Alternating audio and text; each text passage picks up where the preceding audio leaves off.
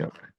Thanks for tuning in to the 6-3 Podcast. I'm your host, Joel, with my co-host slash guest host, Isaiah Hager. You guys know him very well. In the early years of the 6-3 on Zoom.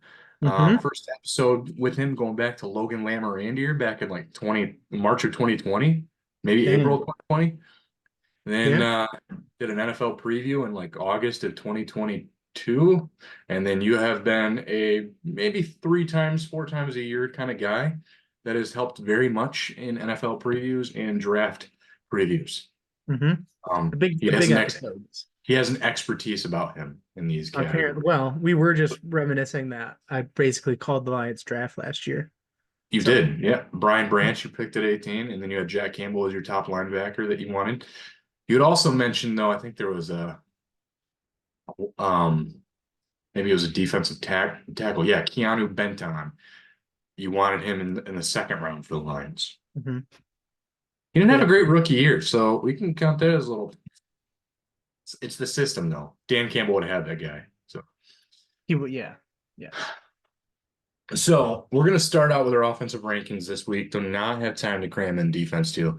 Ben, by the way, is a father once again. Mm. Um, had a healthy baby boy about 4 days Yep. ago now. Living So he that is two under text. two life. Yeah.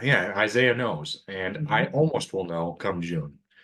Mm-hmm. Um, but yeah, so Ben had texted me his rankings, so I'll be reading some of those off, and Isaiah and I will give you our top 5 for QB, running back, wide receiver, tight end, offensive tackle, and interior O line.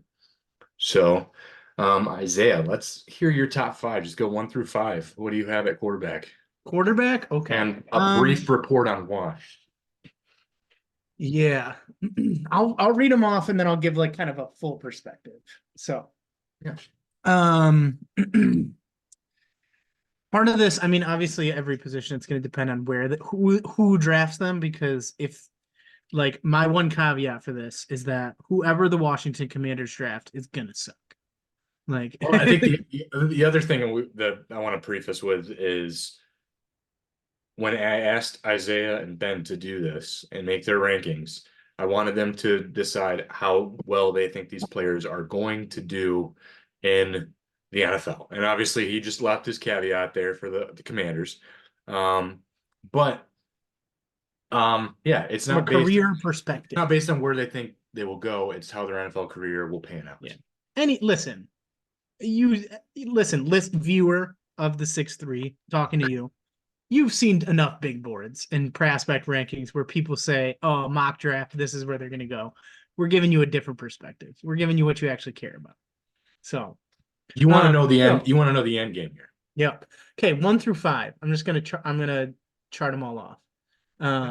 Jaden Daniels 1, Mhm. JJ McCarthy 2, Mr. Caleb Williams 3, Drake May 4, Michael Penix Jr. number 5. Just missing the cut for me is Bo Nix. Yep. Bo Nix misses the cut because like he had good stats and stuff, but like just I don't know. Like it just seemed like it was the scheme fit, a lot of dump off screens, a lot of giving it to guys who can make plays, and not a lot of like, man, that's a really talented quarterback. So I'm just a little like, eh. Like yeah, yeah. I think Jaden Daniels is even with Caleb. Like the maybe shocking one, probably not for people who are actually with it, is that Caleb Williams is 3. There's just I mean, it's off the field stuff that just seems like it's a mess with him. Um, It's I even don't know. on the field stuff with him. Yeah, Just true. he And also and that's what I was gonna say is like, I mean, 2 seasons ago he was obviously Heisman winner, had an incredible year, but also had like a lot of like moments where it was just like, man, he lost that game. Like I think it was the UCLA game they lost where they were like about to go to the playoff, and like there were some moments where it was just like, man, he is not making good decisions. And he'll be 2 years older. I get it. yeah. But even this year, like he started the year really hot and then just like kind of was above average, like good the rest of the year, but like wasn't like, oh, this is a Heisman winner. Like he was really poised to go back to back His Heismans. fingernail game is high end. Yeah. He's top end Well, fingernails. and that's the thing. It's just all this weird stuff where like I feel like he could go to a place with a young team and not a lot of vets who are gonna like check his attitude or check his like weird stuff. But like that's probably gonna happen in the locker room wherever he goes. And I don't know, like it just seems like I don't know. I just think there's a lot of question marks. There's a lot of like stuff around him that it's just like, man, I could really see this going bad.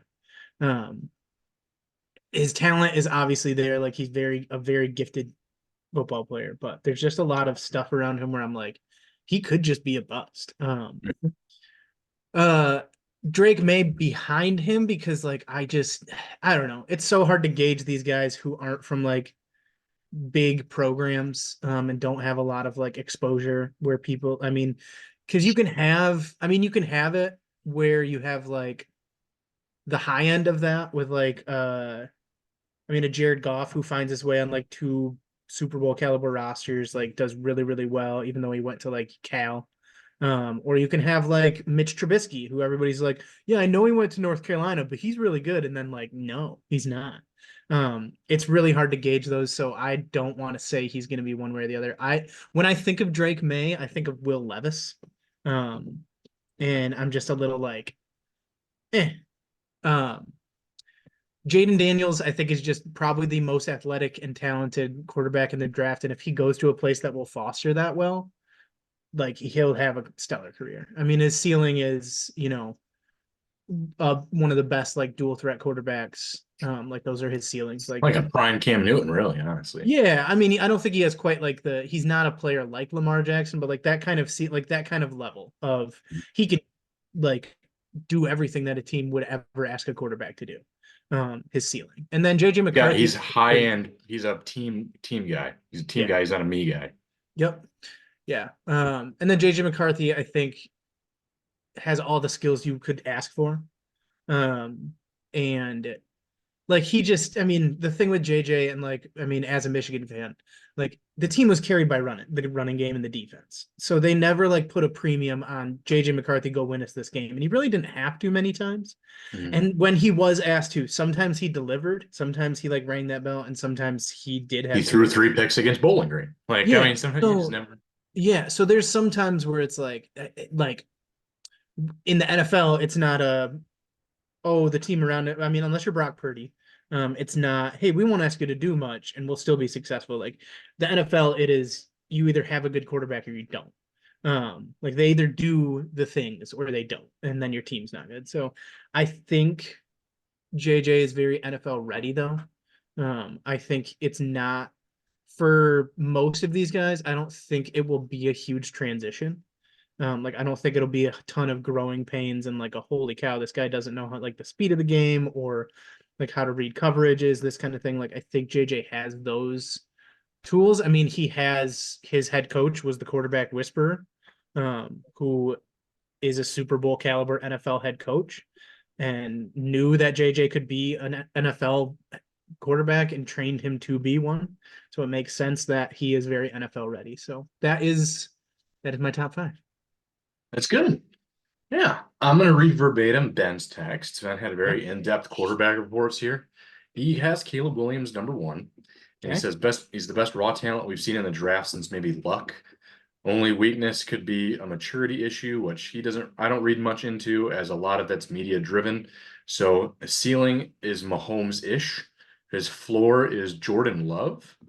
That's what he has. I'm like, that's actually a pretty good floor the way Jordan Love is currently playing lately. That's a Sure. pretty good floor. So Yeah. I I don't don't know know if if you I can ever say that someone has a Patrick Mahomes ceiling because he's like, I think his floor is literally Johnny Manziel. Like a diva on the field, off the field, yeah, and just doesn't work out. yeah. Ben has Drake May number two. Raw passer whose feet need some work in the pocket. He's got a huge arm that can make all the throws that you'd want, can extend with his legs. Most drafts would easily be a number one pick. The question is, can he adapt to a pro offense and play the game at the line of scrimmage? His ceiling is more talented Kirk Cousins, and his floor is Tannehill, who obviously you're very high on. I I saw know. that. Hey, top 10 quarterback. Hall of Famer. These are some Yeah. high floors for these guys. I know these are pretty generous. These are generous. Um, JJ McCarthy, he has at three. He's the Okay. most pro-ready guy from an understanding of scheme, in my opinion. If he plays in a wide open offense, I think he would have pushed for QB2 or maybe even QB1. His weakness is more time on task, layering balls between linebackers and safeties, and consistently making sideline throws to his left under pressure. His ceiling is Matthew Stafford with legs, so even a faster Burrow. His floor is Brock Purdy. Sure. Jaden Daniels, 4. He's the best runner of this bunch. He showed way more passing chops this past season, as he struggled with that previous years. Throwing to a loaded receiving group helps. His numbers are off the charts. He's the biggest wild card, in my opinion. It has the biggest difference between floor and ceiling. His ceiling is Lamar Jackson. His floor is a last season of Cam Newton. And then fifth, he has Bo Nix. He played the most football of any of these guys. He's accurate with the football in all quadrants. He's mobile, but not a huge runner. He can extend plays. I question a deep ball and if he can really make a difference down the field. He could thrive in the right system with West Coast timing. So his ceiling is Drew Brees light. His floor is Chase Daniel, a very decent career backup. Sure. So those are pretty generous scouting reports. It seems like he's all if all the even if like the floor is a 10-year, 11-year backup career for Bo Nix, that's a fine quarterback group. Like if that's your number I five mean, QB, yeah, if your number 5 is a career backup, though, that's pretty good. yeah, I mean, that's I think better that's a than little. that would That's a be the little. best quarterback in the 2022 draft. Yeah. So I'm gonna read my 5 here. I've got Jaden Daniels at 1 as well. I Hmm. do have Caleb Williams at 2, and I have JJ at 3. Okay. I shared Drake May with you at 4. And then I've got Bo Nix at 5, and yeah, Penix I would probably put at 6. The only Yeah. guy I've actually thought about putting Joe Milton at 6. I know that sounds I have crazy. okay. I went up to 7, and my seventh is Joe Milton. So it's tough because I also have Spencer Rattler in that conversation, and Michael Pratt even makes a push. But Yeah.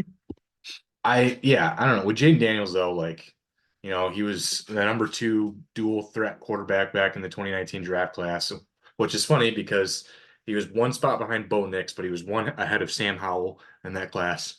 And it's funny now, Bo Nix isn't really considered that kind of dual threat quarterback. Mhm. But also the number 3 recruit in California behind Kayvon Thibodeau and Brew McCoy. But honestly, like tons of strengths. He makes Yeah. explosive plays all over. And I think like that sells. You want a guy Mhm. that can make or break basically. Like because then as the way the quarterback situations are trending in the NFL is we saw already in this last draft class, like teams are giving up on their quarterbacks. Kenny Pickett's already a backup. Like, and he was the Yeah. best quarterback in that class. That whole class is now backups. And so I think teams are now making that decision like, yeah, we know it's a gamble to draft a quarterback now, but Mhm. if you draft a quarterback on explosive plays and athletic ability, like maybe you can groom that quarterback to be a successful guy, and you can find out within the first 2 years, Right. Well, even and on that investment.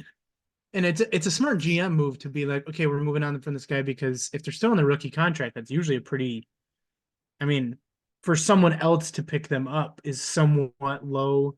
I mean, for the Steelers getting Justin Fields, that's very low risk. I mean, they gave up a draft pick and a bag of footballs and some tees for kicking practice, Mhm. and got possibly like if he learns enough under Russell Wilson, like someone who could start in a couple years. Like, I mean, ceiling like if you gave that up for like a starting quarterback, like obviously you're missing the first couple years of his career. You have to groom like he is a project, but like I mean, if your starting quarterback's 26 instead of 22, like that's not the end of the world. Yeah, I mean, honestly, I think Jaden Daniels' floor is he's getting drafted at the latest 8th, and I think honestly, at the highest, he could surprise and go 1. I wouldn't even be Yeah, surprised if like the Bears. I I think the Bears are probably set on Caleb Williams, but I think there's like if they're choosing between any other quarterback, it's probably Jaden Daniels. I don't think I they're like think, on. yeah, I think the thing with Caleb Williams is, I mean, he's going like, listen, he's going number 1 Yeah, because if you can't be the GM who missed on Caleb Williams, you could be the GM who missed on Jaden Daniels. That's fine, yeah, but you yeah. cannot be the QB that missed on like, hey, everybody's telling us this is the number 1 guy, and if he goes somewhere else and lights it up, you're fired. Like, that's the tough thing. I think Jaden's probably a top 3 pick. Hmm. I'm like pretty set on that. But yeah, I mean, his only weaknesses really is like the bone structure. Maybe there's limited growth potential because he already looks like He's a small he guy. could what he is, he could already be that. But Yeah, again, but he's like I improved. mean, J guy Lamar Jackson's not that big. Like Yeah. he Well, especially wasn't coming out of college. He was well, thin. it's not, I mean, Jaden Daniels is tall. He's 6'3.5", but he's only Yeah, 210. So it's right. more like he's skinny. I mean, he's got the height that you want as a quarter. 6'3.5" is the ideal QB height, in my opinion. But I just think the thing with Jaden Daniels is, um, like Ben had even mentioned in his scouting report, he wasn't good at throwing the football the previous couple of years. He really improved on it this year, and we already knew he was an athlete. Hmm. So as can he continue to build on that though? Can his processing continue? Can he make his reads? Because he leaves reads pretty quickly. Yeah. I think Well, he's and I going to be think more. Is he going to scramble too quickly instead? Like, is that going to be his mindset? Is I got to go? I That's think not. one That's not. You can't do that. It's not. There's no longevity in that life.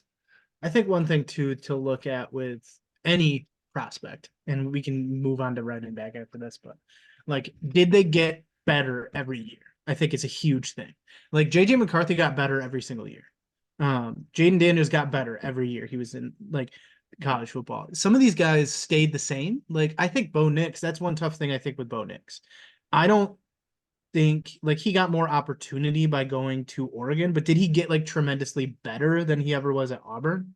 Like he was kind of the same guy, like developed some skills and had a different rosters around him, but like people were talking about Bo Nix. It's not like he like, oh hey man, like this guy just keeps getting better and better. Like I think that's a big thing you have to look at when it comes to like, are they able to develop? Like year on year get better and better. Because that's the thing with the NFL. It's like you can have a rough rookie season, but like halfway through the season, are you gonna like? I mean, CJ Stroud like was fine the first 6, 7 games, like was good the first 6, 7, but then he like consistently got better, and by the end of the season was firing on all cylinders. And that's the kind of guys you want is guys who just get better. And I think that's another thing about Caleb Williams is like he got worse this past year. I think. Yeah. Um, I mean, it's hard to. I mean, you won the Heisman. It's hard to get better, I guess. But yeah, I mean that's something I just look for is like, yeah, Jaden Daniels has consistently gotten better. Um, also, I get it. He has a really good wide receiver core, but like he's gonna be throwing to NFL talent anyways. Yeah. Yeah. Yeah. Like, I know you're right, and you have to have the offensive line too. Like that matters. right. Yeah, we'll go to He running did backs all here that then. while being coached by Brian Kelly. There's something to that. There's something to Yeah. be said there. Um, so I'm gonna read Ben's verbatim here on running backs. Ben has Jalen Wright first. Okay. Um, he says the explosion was evident by an impressive 40 time at the combine. He can be a 3 down back as he's proven himself to be great in pass protection and a good receiving threat. The athleticism is there, but the vision has been inconsistent due to the lack of reps in that offense. His ceiling is Alvin Kamara. His floor is a worse Justice Hill. Um, Ugh. Blake Corum, Blake Corum, number 2, workhorse, best vision and jump cut in the class by far. He shows great Mhm. power and finishes his runs despite his size. He lacks the long speed to turn 30-yard gains into 70-yard touchdowns. However, he had that speed his sophomore year before bulking up and his injury. His ceiling, Barry Sanders, JK, but like a solid year, a 10-year NFL career. His floor is Darren Sproles without the special teams. Mm. Um, Number 3, Jonathan Brooks out of Texas. The biggest wild card due to both injury, but also a crazy high ceiling. He would have been featured more if not behind Bijan Robinson and Roshan Johnson. There's a great zone runner right there. Not sure on his fit with gap schemes. He has the complete package when it comes to size and speed. So his Mhm. ceiling is Jamal Charles. His floor is Javante Williams, which is still is not a bad floor. Um, Number 4, he has Trey Benson. Says he's a freak athlete. Another wild card as he doesn't love his tape as a runner.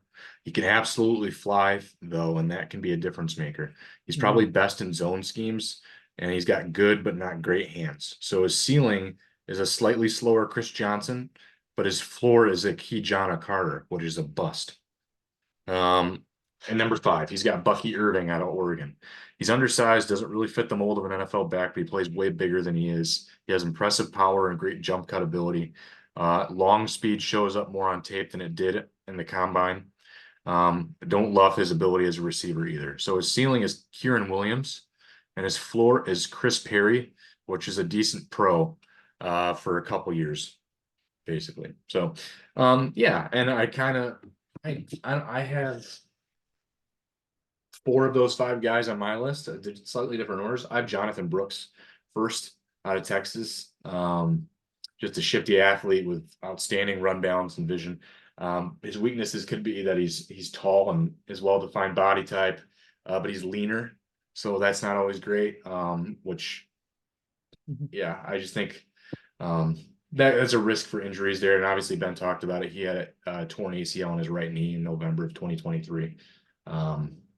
But yeah, I've got Brooks first. I do have Quorum too, though. Like I talked to you before the show, I think Quorum, like 6 teams, he could be a lead back for in the right offense.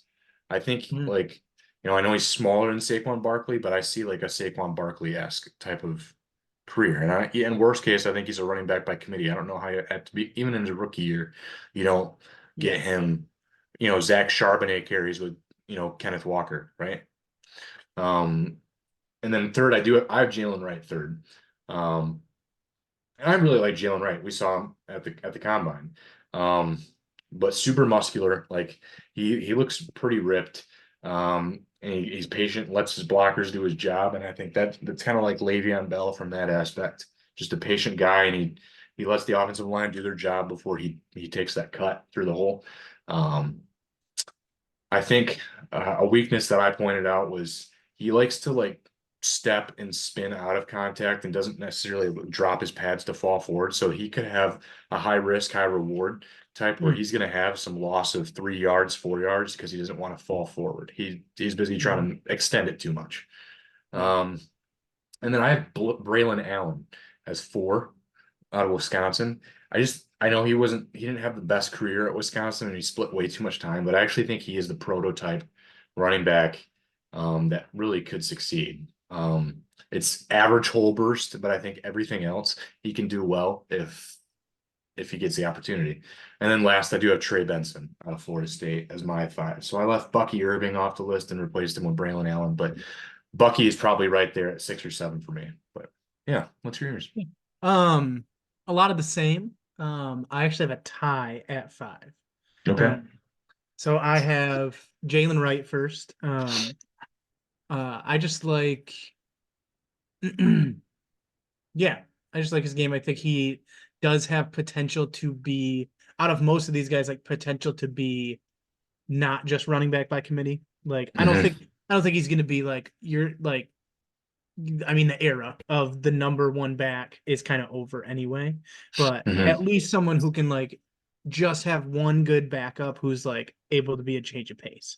But this guy's Jalen Wright would still be, most of the time out there. Blake Corum too, as we all do. Yeah, I mean, I think just pure speed, straight line speed, and just limited reps in the passing game is the two knocks on Blake Corum. I think literally everything else in his game is the best out of all of these guys. I think like, I and also if think he has the work ethic to improve yes, on that. Like yes, I think he's gonna bust his balls on that for the NFL yeah. just because he's like he knows where his weaknesses are. He's a Mhm. team first guy. He's like, I'll do what you need me to do. How can I get better? He's If that he kind of guy. was if he was like 2 inches taller and like 0.15 seconds on his 40 faster, he would be like he'd be a number one running back in Oh, for sure. most any Yeah. draft class ever. Like Yeah. there's just a couple things that are like a little bit outside of his control. I mean, you can get faster and he probably will. But you can't get taller. Um, It's true. but I mean, he is gonna make some guys look foolish with how good he can cut and juke. Yeah. And like he is just going to do that.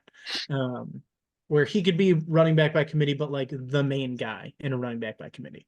Um, Hmm. and then I have Jonathan Brooks. Honestly, like highest ceiling, but limited reps was basically my thing. Is that he had this past season, and that was pretty much it, where he was, you know, been able to shine. But this was an amazing season. So, I mean, if he just does more of that, it's just I'm a little less sure of him just because of that. Then I have Trey Benson after that, and then my tie is at 5.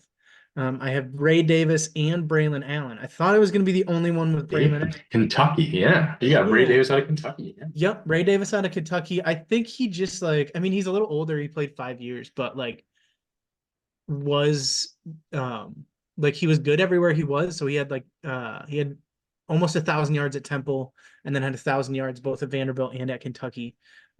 So he's just been able to be successful in different situations, which bodes well for the NFL. Like decent pass catching. Like he had some opportunity in that regard.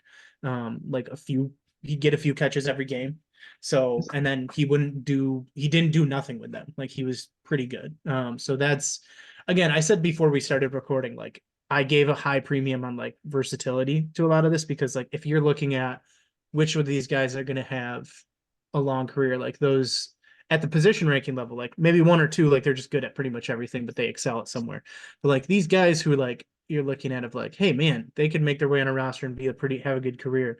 Versatility goes a long way in that. And I think he's got some. And then Braylon Allen, like I was really high on him like his freshman year when he had like his only good year. Not his only good year, but like just had a stellar year. But he is just everything you look for in like a prospect. And Mhm. he is still 20 years old.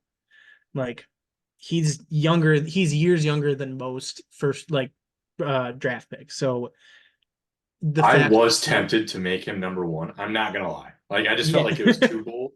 But I yeah, do like, yeah, there's so much about his game that every time I watch him, like that looks like the prototype running back that I want. yeah, Like honestly, he's yeah. like And he's not really outstanding at anything, but he's like super solid at like everything.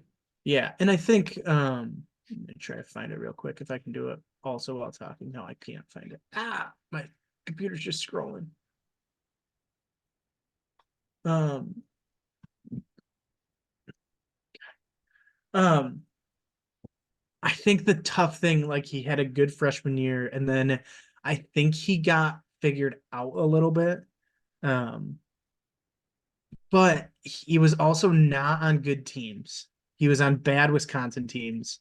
Like they had a good line. They have always have a pretty good line, but Yeah, like, they actually haven't the last several years though. That's but yeah, what they have and like no quarterback play, like Mhm. no quarterback play at all. Where Just like, yeah, spam the box. Yeah. did he have the stats like you would want to see? Maybe not, but like also he was that entire offense.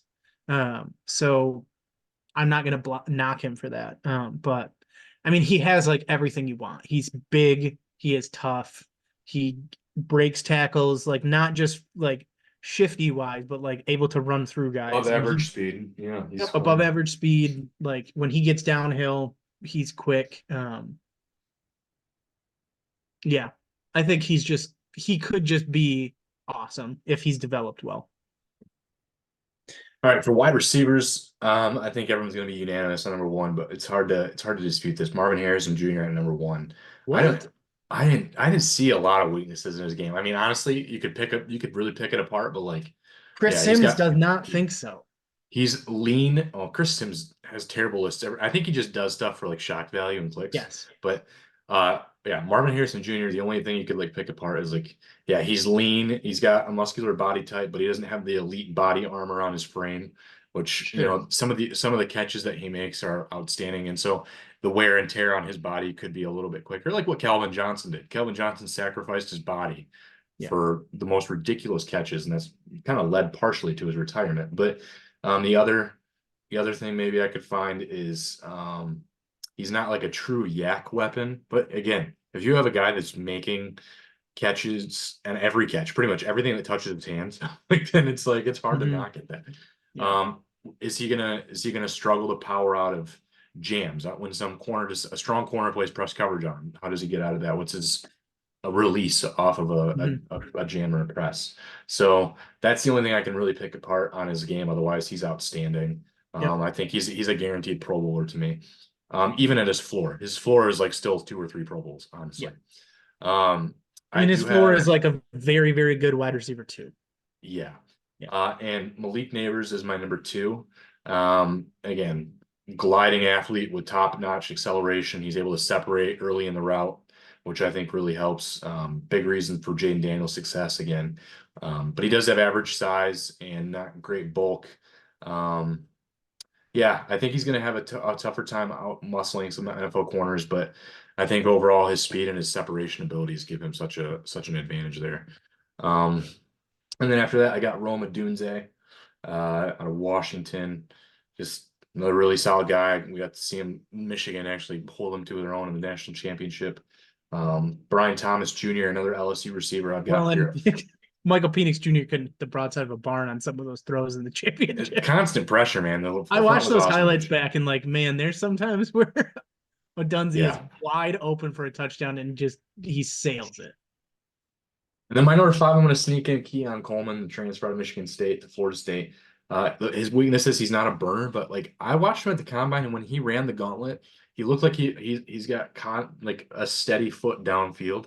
So I think that might come in handy for him. Obviously, he's physically impressive, one of the most physically impressive athletes, maybe behind, in my opinion, only Xavier Legette out of South Mhm, Carolina.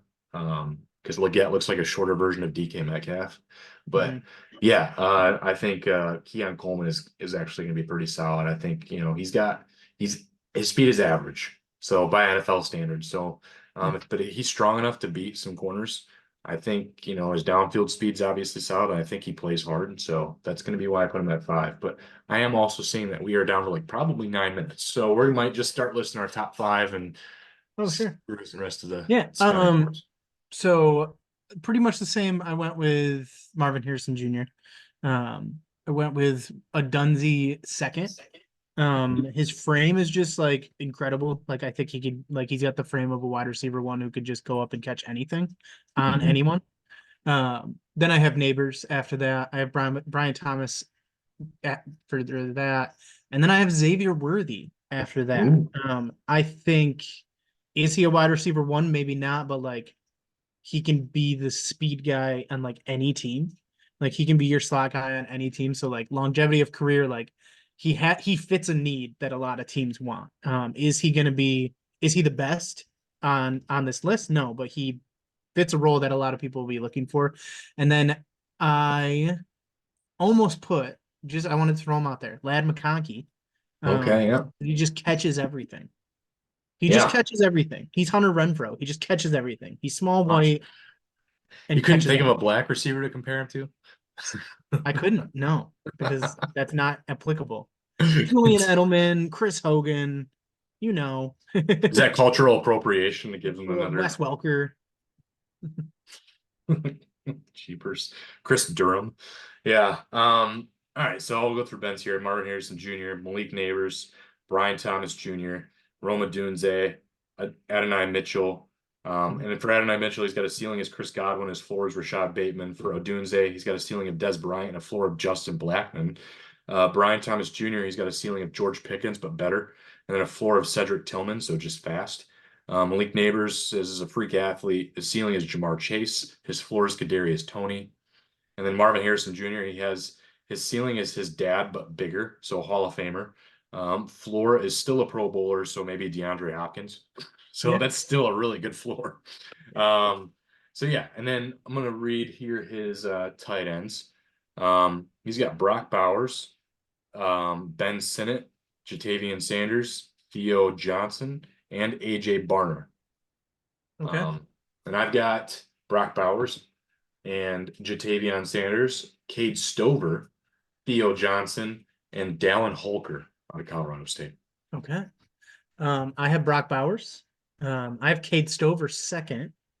Jatavion Sanders, and then Ben Sinnott and Theo Johnson. It's good. I almost All put right, Eric then All in there just for kicks.